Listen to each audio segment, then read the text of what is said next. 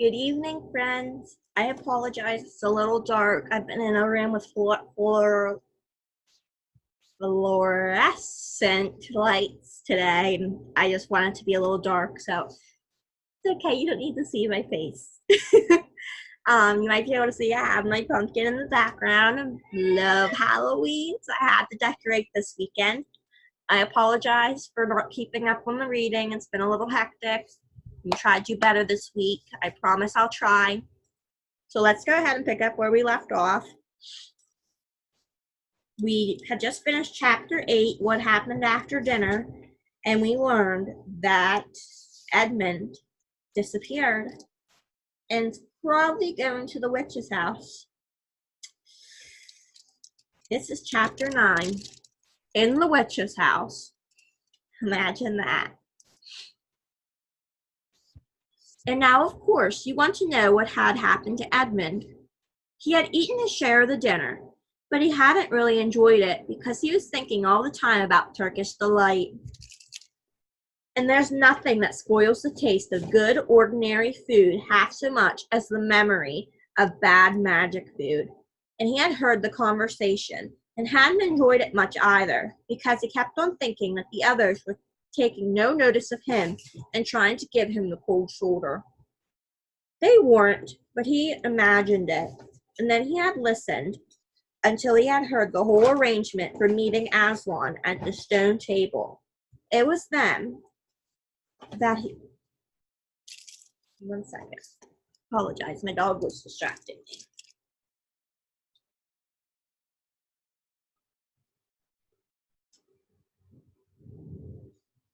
They weren't, but he imagined it. And then he had listened until Mr. Beaver told them about Aslan and until he had heard the whole arrangement for meeting Aslan at the stone table. It was then that he began very quietly to edge himself under the curtain which hung over the door.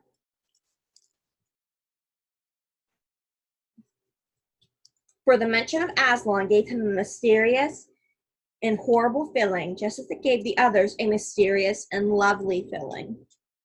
Just as Mr. Beaver had been repeating the rhyme about Adam's flesh and Adam's bone, Edmund had been very quietly turning the door handle, just before Mr. Beaver had begun telling them that the White Witch wasn't really human at all, but half a djinn and half a giantess. Edmund had got outside into the snow and cautiously closed the door behind him. You mustn't think that even now Edmund was quite so bad that he actually wanted his brothers and sisters to be turned into stone.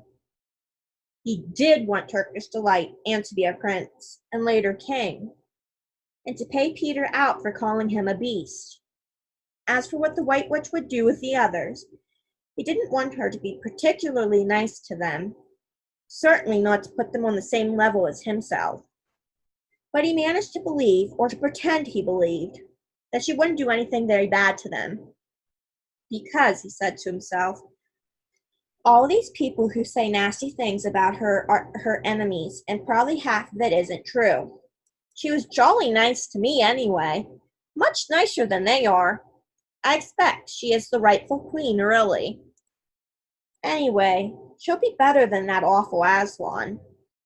At least, that was the excuse he made in his own mind for what he was doing.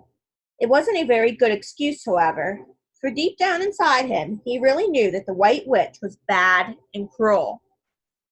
The first thing he realized when he got outside and found the snow falling all around him was that he had left his coat behind in the beaver's house. And of course, there was no chance of going back to get it now. The next thing he realized was that the daylight was almost gone, for it had been nearly 3 o'clock when they sat down to dinner, and the winter days were short. He hadn't reckoned on this, but he had to make the best of it, so he turned up his collar and shuffled across the top of the dam. Luckily, it wasn't so slippery since the snow had fallen, to the far side of the river. It was pretty bad when he reached the far side. If it wasn't growing darker every minute, and what with that and the snowflakes swirling all around him, he could hardly see 3 feet ahead. And then, too, there was no road. He kept slipping into deep drifts of snow and skidding on frozen puddles and tripping over fallen tree trunks and sliding down steep banks and barking his shins against rocks till he was wet and cold and bruised all over. The silence and the loneliness were dreadful. In fact, I really think he might have given up the whole plan and gone back and owned up and made friends with the others if he hadn't happened to say to himself, "When I'm king of Narnia, the first thing I shall do will be to make some decent roads." And of course, that set him off thinking about being a king and all the other things he would do, and this cheered him up a good deal. He had just settled in his mind what sort of palace he would have, and how many cars, and all his private cinema, and where the principal railways would run. Try saying that 10 times fast. And what laws he would make against beavers and dams, and was putting the finishing touches to some schemes for keeping Peter in his place when the weather changed. First, the snow stopped. Then a wind sprang up, and it became freezing cold. Finally, the clouds rolled away, and the moon came out. It was a full moon, and shining on all that snow, it made everything almost as bright as day, only the shadows were rather confusing. He would never have found his way if the moon hadn't come out by the time he had got to the other river. You remember he had seen, when they first arrived at the Beavers, a smaller river flowing into the great one lower down. He now reached this and turned to follow it up. The little valley down which it came was much steeper and rockier than the one he had just left, and much overgrown with bushes, so that he could not have managed it at all in the dark. Even as it was, he got wet for he had to stoop under branches, and great loads of snow came sliding off onto his back. And every time this happened, he thought more and more how he hated Peter, just as if all this had been Peter's fault. But at last he came to a part where it was more level and the valley opened out. And there, on the other side of the river, quite close to him in the middle of a little plain between two hills, he saw what must be the White Witch's house. And the moon was shining brighter than ever. The house was really a small castle. It seemed to be all towers, little towers with long pointed spires on them, sharp as needles. They looked like huge dunce caps or sorcerer's caps, and they shone in the moonlight, and their long shadows looked strange on the snow. Edmund began to be afraid of the house, but it was too late to think of turning back now. He crossed the river on the ice and walked up to the house. There was nothing stirring, not the slightest sound anywhere. Even his own feet made no noise on the deep, newly fallen snow. He walked on and on, past corner after corner of the house, and past turret after turret to find the door. He had to go right round to the far side before he found it. It was a huge arch, but the great iron gate stood wide open. Edmund crept up to the arch and looked inside the courtyard, and there he saw a sight that nearly made his heart stop beating. Just inside the gate, with the moonlight shining on it, stood an enormous lion, crouched as if it were ready to spring. And Edmund stood in the shadows of the arch, afraid to go on and afraid to go back, with his knees knocking together. He stood there so long that his teeth would have been chattering with cold, even if they had not been chattering with fear. How long this really lasted, I don't know, but it seemed to Edmund to last for hours. Then at last he began to wonder why the lion was standing so still, for it hadn't moved 1 inch since he first set eyes on it. Edmund now ventured a little nearer, still keeping in the shadow of the arch as he could. He now saw, from the way the lion was standing, that it couldn't have been looking at him at all. But supposing it turns its head, thought Edmund. In fact, it was staring at something else, namely a little dwarf who stood with his back to it about 4 feet away. Aha! thought Edmund. When it springs at the dwarf, then will be my chance to escape. But still, the lion never moved, nor did the dwarf. And now at last Edmund remembered what the others had said about the White Witch turning people into stone. Perhaps this was only a stone lion. As soon as he had thought of that, he noticed the lion's back and the top of its head were covered with snow. Of course it must be only a statue. No living animal would have let itself get covered with snow. Then very slowly, and with his heart beating as if it would burst, Edmund ventured to go up to the lion. Even now, he hardly dared to touch it. But at last, he put out his hand very quickly and did. It was cold stone. He had been frightened of a mere statue. The relief which Edmund felt so great that in spite of the cold he suddenly got warm all over, right down to his toes, and at the same time there came into his head what seemed a perfectly lovely idea. Probably, he thought, this is the great lion Aslan that they were all talking about. She's caught him already and turned him into stone. So that's the end of all their fun ideas about him. Psh, who's afraid of Aslan? And he stood there gloating over the stone lion. And presently he did something very silly and childish.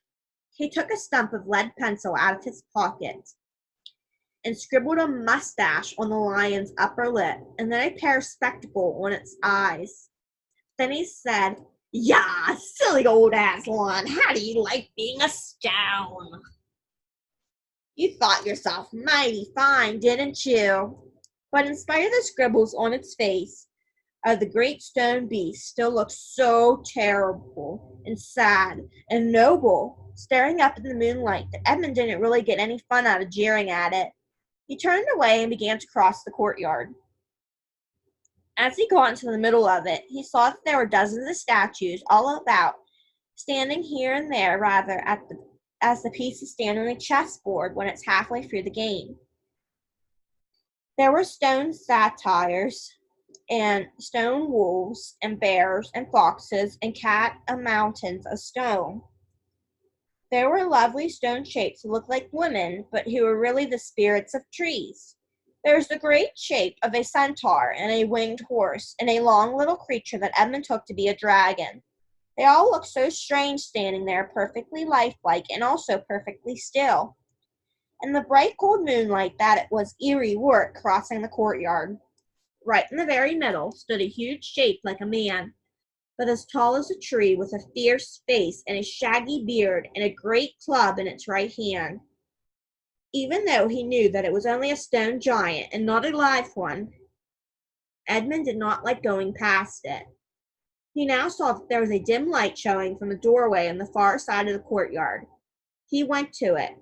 There was a flight of stone steps going up to an open door. Edmund went up on them. Across the threshold lay a great wolf. It's all right, he kept saying to himself. It's only a stone wolf. It can't hurt me. And he raised his leg to step over it. Instantly, the huge creature rose, with all the hair bristling along its back, opened a great red mouth, and said in a growling voice, "Who's there? Who's there? Stand still, stranger, and tell me who you are." "If you please, sir," said Edmund, trembling so that he could hardly speak, "my name is Edmund, and I'm the son of Adam that Her Majesty met in the wood the other day, and I've come to bring her the news that my brother and sisters are now in Narnia, quite close in the beaver's house. She wanted to see them." "I will tell Her Majesty," said the wolf. "Meanwhile, stand still on the threshold as you value your life." Then it vanished into the house.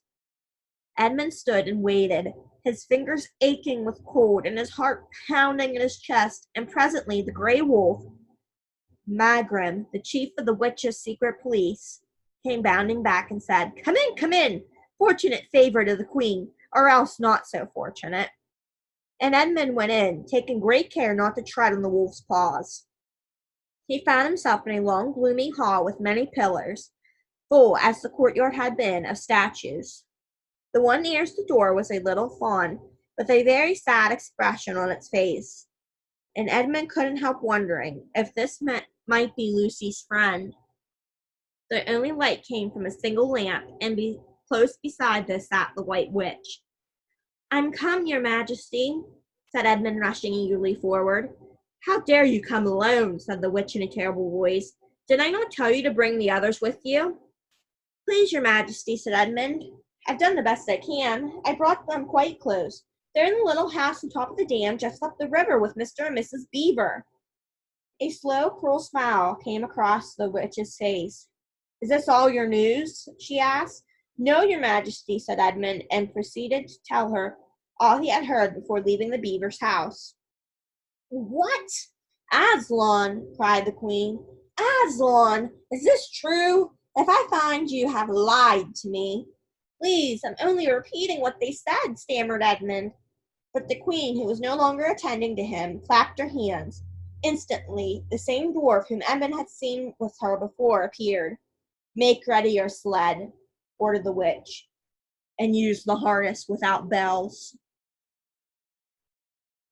Why doesn't she want the harnesses to have bells?